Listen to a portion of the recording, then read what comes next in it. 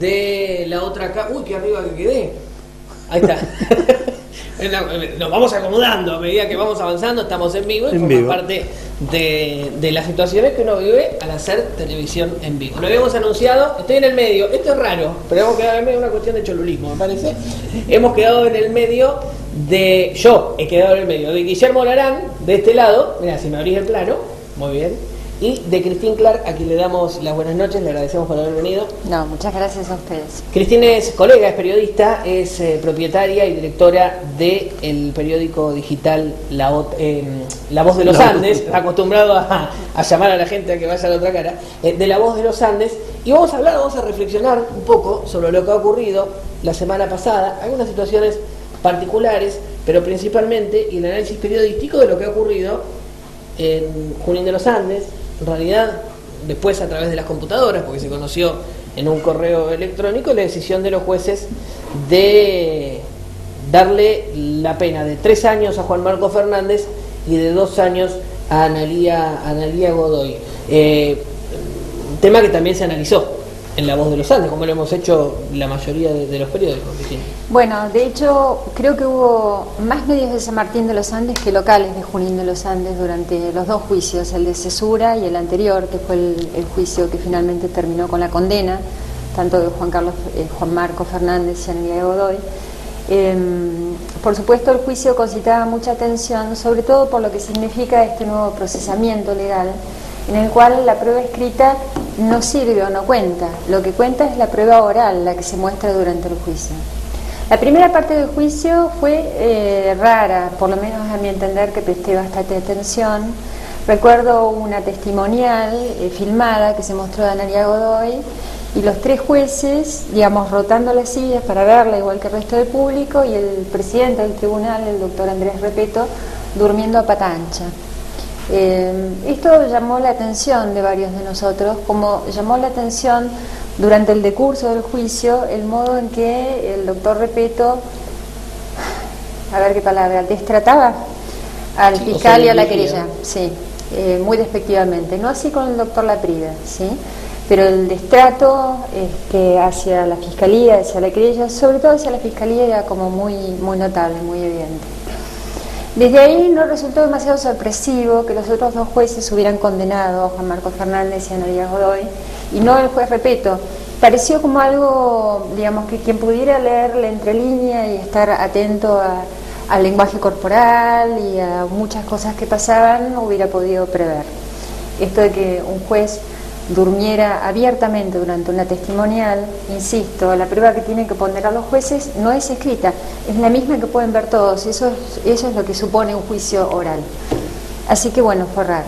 La segunda parte, que es el juicio de cesura, que corresponde al nuevo Código Penal, es algo nuevo para todos, también es nuevo para la gente que está en el Poder Judicial. En este nuevo juicio te escuché hablar hace un ratito de que se presentan testimonios también, no tantos, dijiste vos, como en el primer juicio. En realidad, lo que se presentan son testimonios diferentes, ¿sí? Porque el juicio de cesura, una vez que ya está, por ejemplo, en este caso, indicada la culpabilidad de 2 personas... Sí, estaban condenados. Estaban condenados. Apunta a mostrar la extensión del daño, entre otras cosas. Claro. Por eso es que en este segundo juicio, este mini juicio, estuvieron la viuda de Aigo, una hermana de Aigo, un hermano de Aigo, un compañero de la fuerza policial que se quebró y lloró. El mismo jefe. Exactamente. Por eso son distintos juicios y distintos también las personas que atestiguan. Por supuesto, como lo dijiste vos, los que estábamos ahí presentes sentimos que las cartas estaban echadas en el momento en el que Repeto anunció, después de haber destratado fuertemente nuevamente a la querella y a la fiscalía durante este mini juicio, anunció que el veredicto de pena iba a ser dado 2 días después por correo electrónico. A nadie le cabían muchas dudas de que, a pesar de que esto era legalmente posible, tuvo como, me hago cargo de lo que digo, como un olor a cobardía, ¿sí? De no hacerlo, de no darlo en el momento presencialmente, digamos. Podrían haber hecho un cuarto intermedio larguísimo para deliberar, pero no haberse quedado ahí. De tal manera que, bueno, con esto estamos. un poco la razón por la que Guillermo gentilmente me invitó hoy, ya que hablamos de periodismo. Yo no soy periodista, yo soy redactora, soy una vecina más, soy redactora, sé escribir, soy curiosa, no tengo el título de periodista, sin embargo algo de esto creo entender. ¿Qué ocurre con el periodismo una vez que tiene que dar a conocer una noticia? La pregunta de cualquiera que ejerce la escritura de, bueno, ahora cómo escribo esto o cómo cuento esto. Es interesante siempre ver cómo titulan una misma nota de distintos medios. A mí siempre me llama la atención. Sí, a quien no le gusta es a Guillermo Carnaghi, el secretario de gobierno, que habitualmente se enoja con los títulos y las bajadas. Está bien. Pero bueno. Claro, porque es lo que leen las radios habitualmente. Uh-huh. Esto puede ser que le disguste o no. La verdad me tiene sin cuidado lo que le importe al secretario de gobierno o no. Me pregunto, digamos, por mí misma y por mi tarea, por la responsabilidad que me cabe, ¿qué escribir a la hora de escribir? Cuando se dio a conocer el fallo de pena en suspensión, en suspenso, del hijo del intendente y de su compañera, La Mañana de Neuquén, por ejemplo, tituló Condenados pero libres. El Río Negro eligió otro título un poco más seco, un poco más informativo. El de La Mañana de Neuquén, siempre uno puede ejercer una tarea de lectura e interpretación respecto a lo que se escribe. Condenados pero libres fue un título muy apropiado, muy justo, porque están condenados por falso testimonio y por encubrimiento calificado que permitió la fuga de 2 guerrilleros asesinos chilenos. Uh-huh. ¿Sí? Uh-huh. Esto es así, y fue demostrado por prueba. La prueba fue abrumadora. Incluso la prueba que quiso presentar el abogado Laprida para su defendido también colaboró con la condena. Por ejemplo, cuando quiso mostrar, trajo 2 vecinos de Medellín Ahogado. Principalmente cuando quiso mostrar la situación del flete. Exactamente, ¿sí? Llevó gente que iba a abonar la teoría de que Juan Marcos Fernández hacía fletes habitualmente y no logró que le dijera uno que había cobrado Juan Marcos un flete o un paseo o un viajecito. Por lo menos como para vivir de eso, que es lo que argumentaba en su alegato, en su teoría del caso, el abogado Laprida. Tanto es así, ¿no? Que él vivía de eso por la realidad. No sé si vos estuviste presente o no, pero en un momento Laprida le pregunta a uno de los testigos en el final, ¿Juan Marcos alguna vez le cobró por este viaje? No, dijo el testigo. Y Laprida dijo, bueno, que conste en actas que el testigo no se acuerda. No, dijo no. Había dicho no. Sí, el fiscal saltó y dijo, por favor, rectifiquen. Dijo no.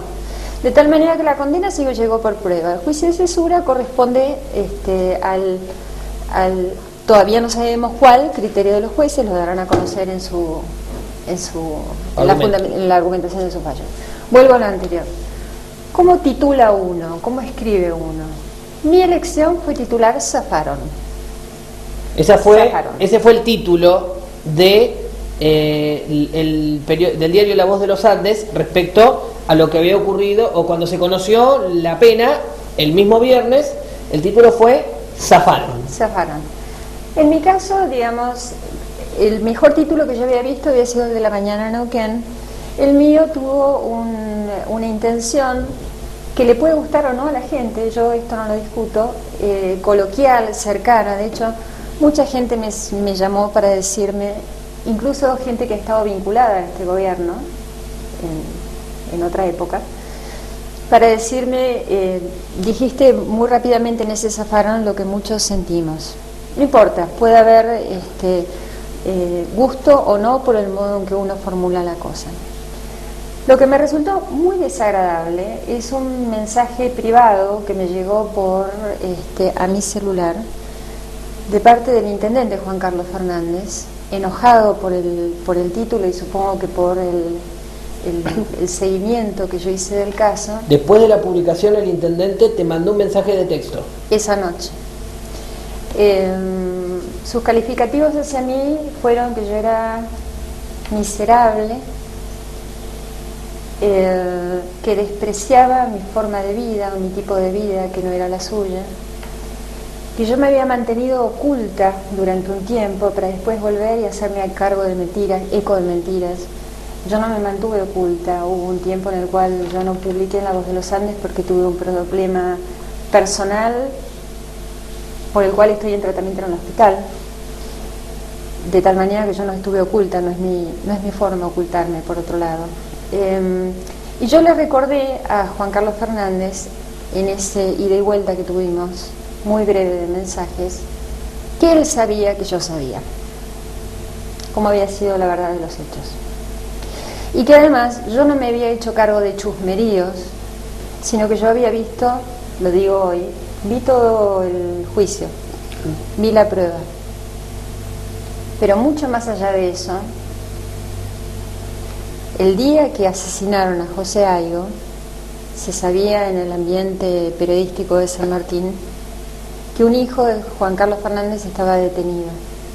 Y no sabíamos quién era. ¿Lo recuerdan? Sí, cómo no. Había mucha confusión informativa. Sí.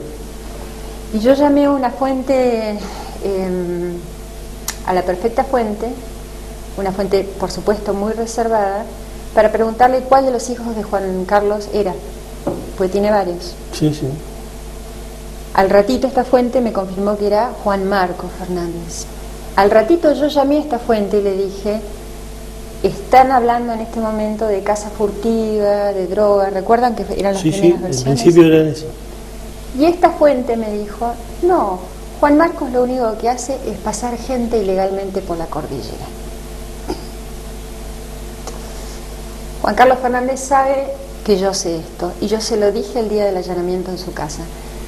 A ver, no es grato estar en este momento diciendo todo esto, pero yo no tengo ganas de que me forreen, ¿puedo decir la palabra? Sí, claro. No tengo ganas de que me forreen, ni que me digan que soy miserable, ni que me acusen de haber estado oculta, ni que me digan que desprecian mi modo de vida. La gente puede leerme o no, puede sentir simpatía o no por mí, puede sentir respeto o no por mí. Yo no puedo aceptar que se me califique de esa manera, sobre todo cuando eso no es cierto. Y además,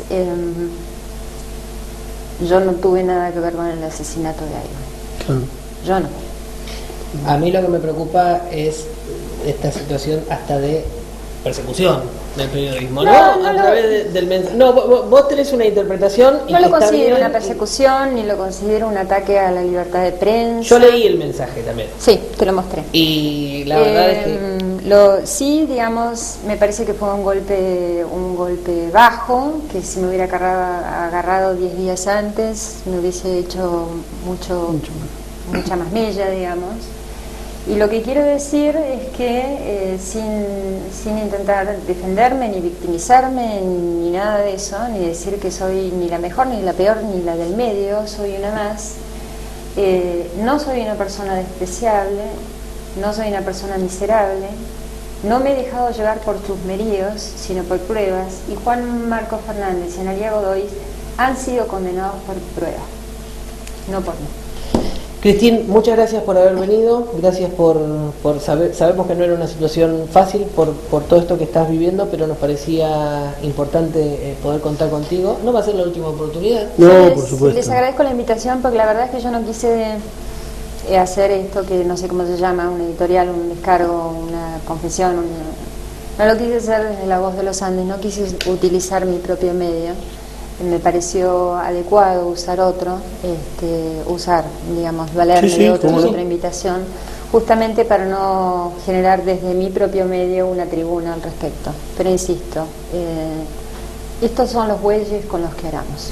¿Qué tema con los mensajes, Porque hay historia de mensaje al celular de Cristín. No la vamos a contar ahora, pero recuerdo una situación en el CEPEN 57, pero bueno, la dejamos para otra oportunidad porque estamos prácticamente llegando al final. Gracias por haber venido. No, gracias a ustedes. Cristín Clark, directora de La Voz de los Andes, compartiendo con nosotros una particular situación que le tocó vivir después de la publicación del análisis de lo que había ocurrido con el juicio de censura, Juan Marcos Fernández y Analía Godoy. Pausa, la última y a la vuelta. ¿Qué tiene? Trajo libro, Trajo libro Larán y alguna cuestión más que tiene que ver con declaraciones del gobernador Jorge Zapaga aquí en San Martín. Rapidito hacemos la pausa. Gracias Luis Lagos, que está muy atento del otro lado. Hacemos la pausa y ya venimos.